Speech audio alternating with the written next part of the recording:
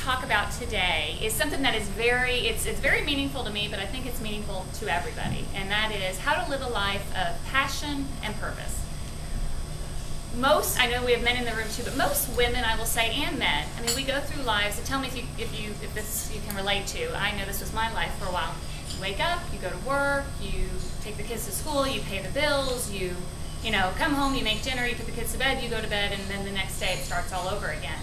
And if you haven't asked these questions yet, at some point you might. What is this all about? What is all this activity? Every day I'm busy, I'm doing all these different things, but I'm not really enjoying it. Where's the joy in living, and where's the passion, and where's the purpose?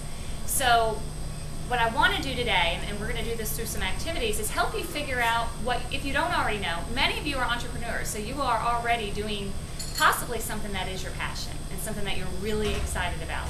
But if you don't necessarily know, and it doesn't always have to be related to your job either, but if there's something that's a burning desire within you, something that someday I want to get this done, I want to help you to pull that out a little bit and help you to focus on getting that done now. So the good news is, I will say, when it comes to figuring out your purpose or figuring out why am I here or what am I meant to do or what am I good at, the good news is all of the answers to those questions are within you right now. The problem is most of us don't sit around long enough to listen or take the time to figure it out. So, and once you do, once you're living a life with purpose, you're happier, you're more joyful. Any of you that are already doing that know, you can work those long hours, but you don't mind because it's something that you really feel good about doing. So, but it all starts with living on purpose. So I want to start things off. I have a great quote, and I'm going to have to read it because I don't have it memorized, but John D. Rockefeller said, "Singleness of purpose is one of the chief essentials for success in life, no matter what may be one's aim." And I love that because it really doesn't matter what your purpose is. My purpose is going to be very, very different than your purpose and your purpose. The point is, whatever it is that you're really wanting to do in life, find that out and then go live a life following that, because that's when that's when real success happens. That's when real happiness happens. And unless you're passionate about what you're doing, you may not be very successful at doing it. So let me tell you a little bit about my story. I gave you a little bit of the bio of what I'm doing now, but it wasn't always this way. And I've spent probably about 16 years not knowing my purpose, not knowing my passion. I mean, I knew what I liked to do, I knew where I felt comfortable, but I never really had either the courage or the motivation to really go after it. So I'll rewind about 16 years ago. I had the privilege of working for Zig Ziglar, who's a motivational speaker, Christian speaker, sales guru, and my mentor. And he, fortunately, I worked for him for many years. I was in sales for Mr. Ziglar, selling seminar seats, books, CDs, you name it. And I was very fortunate to be his top salesperson. I was salesperson of the year and quarter and month and all that. So I had a great experience there. And in fact, the reason I had such a great experience is I loved what I was doing. Not necessarily the sales part, but the cold calling and all that I didn't love. But what I loved was every single time somebody bought a book or a seminar seat, I knew that the content that they were going to be receiving was going to be life-changing. And for those of you that's not your passion, you're probably looking at me cockeyed, but truly I got so excited knowing that, oh my gosh, somebody's life is going to be changed. And I love that feeling. But funny enough, I quit the Zig Ziglar Corporation, which I think I'm one of the only in the many years. Most people are dying to get in, and I ended up leaving. But I left because although I was in the top sales position, it was a family-owned business. I wanted an opportunity to grow. I was young, I wanted to make more money. It was the start of the dot-com boom, and somebody offered me a job selling technology. And I took it, and I was thrilled and I was excited, but making the decision to leave something that I really just loved versus, the pull of wanting to make more money and go higher in my career was very, very, very difficult. And honest to God, that is still to date the hardest decision I've ever made in my career.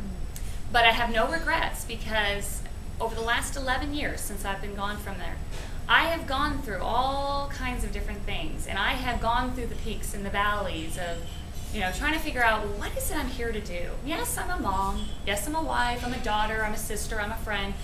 But what do I really want to do? If somebody asks me, so what do you do for hobbies, or what do you like to do? I'd sometimes be like, I don't know. I mean, I just do what I have to do, right? I just do what was on my to-do list, not necessarily what I want to do. So it took me about 11 years to figure this out, and I'm finally doing things that are related to my passion and my purpose. And my passion is to make a difference in the lives of other people. However that is done is fine with me, whether it's through a book or coaching or a seminar, but that is my goal and that's my passion. But it took me a while to get there. And one of the reasons that it took me a while is I think I was afraid of just going after something and what if I failed? You know, what if it didn't work out? I'd sometimes go to lunch with the ladies at Zig Ziglar still, and you know, they'd tell me about how things are going at the office, and I had this yearning like, oh, I wish I could do something like that, or not necessarily go back there, but selling software sure didn't have the same kind of impact as, you know, other things that I was doing. So my light bulb, or what I like to call my aha moment, was last summer. I was at a seminar. I love seminars. Again, my passion, not necessarily everybody else's, but I love being around like-minded people. I love surrounding myself with people that want to make their personal or professional life better. I love that. So I'm at this seminar, which I wasn't supposed to be at. That's a whole other story. That it was, and we've talked about this, I don't believe in coincidence. I was meant to be there because something just hit me that day where all these years I've been saying, well, I can't do that, or who am I to write a book? Who am I to get up in front of somebody and speak? Who am I to do any of that? I'm no Zig Ziglar. And then finally that day it hit me, why not me? You know, I have a story to tell. I've gone through all kinds of issues.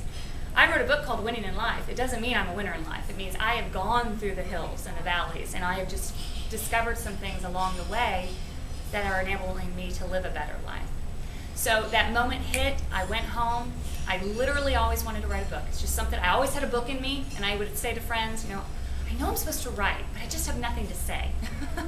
So it just finally hit me, and I went home and I literally got on my computer. 3 weeks later, I had a fully written book, and then it's taken me about 9 months to get it published and all. But it's an exciting time for me, and I tell you this story only because I'm finally doing something I love. I was very, very successful in software sales and all the sales jobs I've had. And I don't tell you that to impress, but more to say, I was where most people want to be, but although I was successful, I was not fulfilled.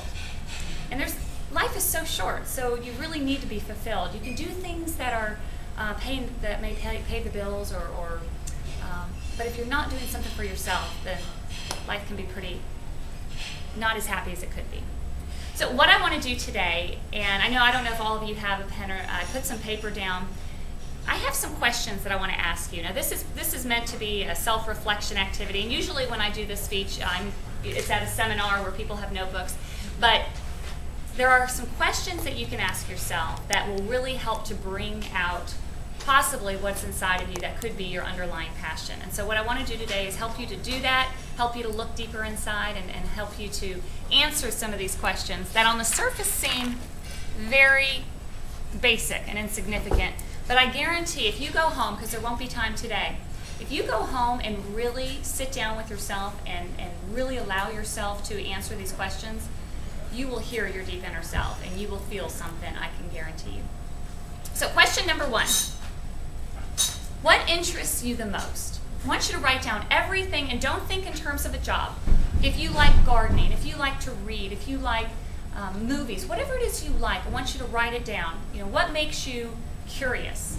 When you see a movie or a book out there, what are you drawn to? Anything, and everybody's different, so think about what really interests you, what do you really like?